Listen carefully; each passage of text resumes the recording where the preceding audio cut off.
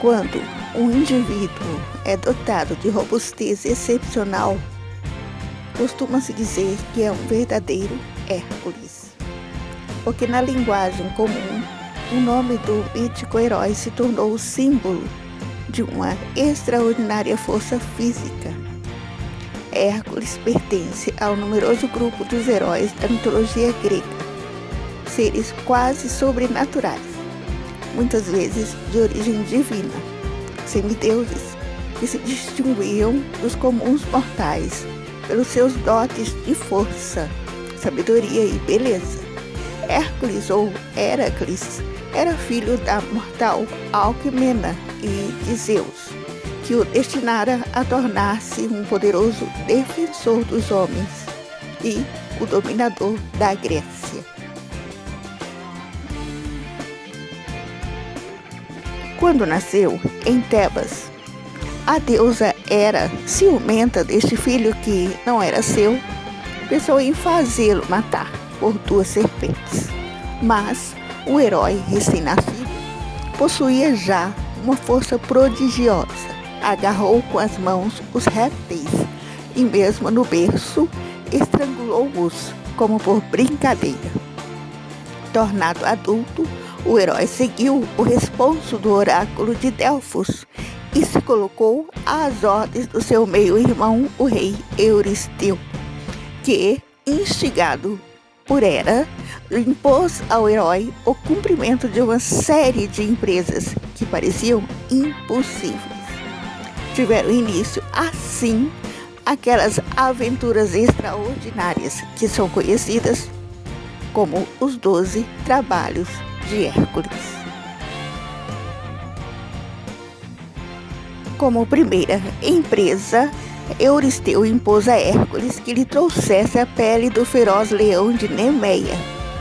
Como nenhuma flecha conseguia acertar a fera, o herói lutou corpo a corpo com ela, conseguindo estrangulá-la com suas próprias e possantes mãos.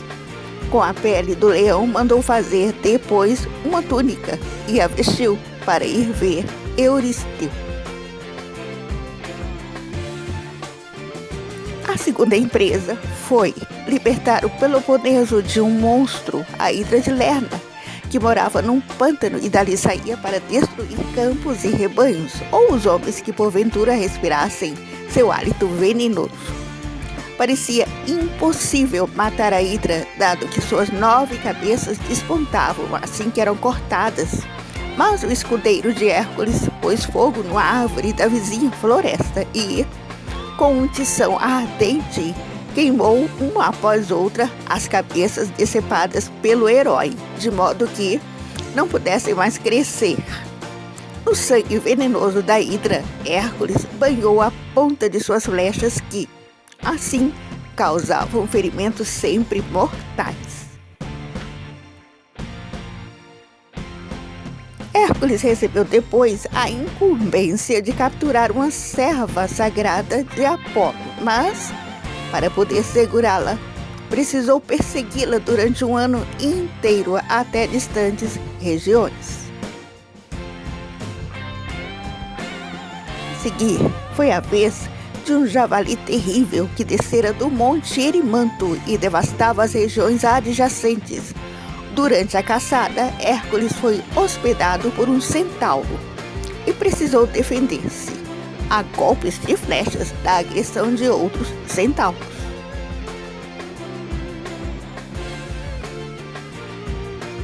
Horríveis pássaros carnívoros infestavam os pântanos de Estínfale. Tinham bicos e garras de ferro e escureciam o céu, tão numerosos eram.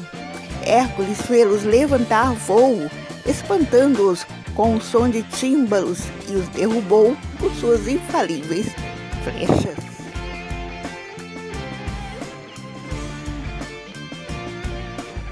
A quinta proeza foi mais prova de habilidade que de força.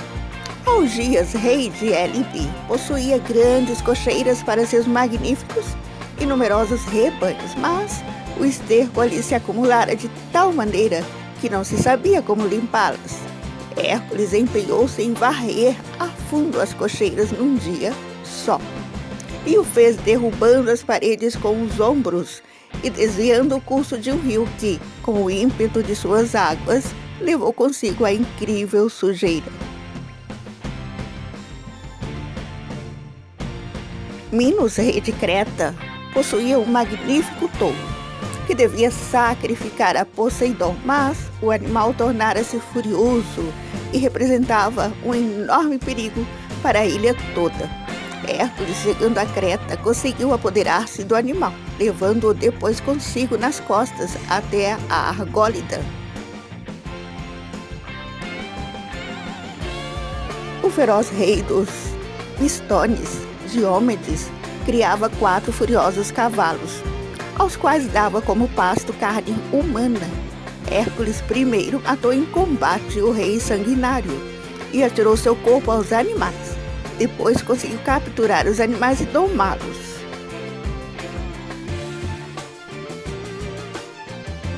Hércules recebeu, depois de Euristeu, a ordem de ir até Hipólita, a altiva rainha daquele povo de mulheres guerreiras que se chamavam Amazonas. Deveria obter o maravilhoso cinto da rainha desejado pela filha de Euristeu. Hipólita estava disposta a ceder-lhe o cinto, mas Hera, sempre inimiga de Hércules, suscitou o boato de que ele queria raptar a rainha. No combate que se seguiu, Hipólita foi morta e Hércules apoderou-se do seu cinto. Numa ilha situada nas extremas regiões ocidentais, o gigantesco Gerião criava um numeroso rebanho de bois vermelhos. Euristeu mandou Hércules apoderar-se dos animais e o herói o conseguiu, após matar Gerião. Mas na viagem de volta com o rebanho, teve que se cansar um pouco porque as picadas de um moscardo enviado por Gerião tinham enfurecido os animais.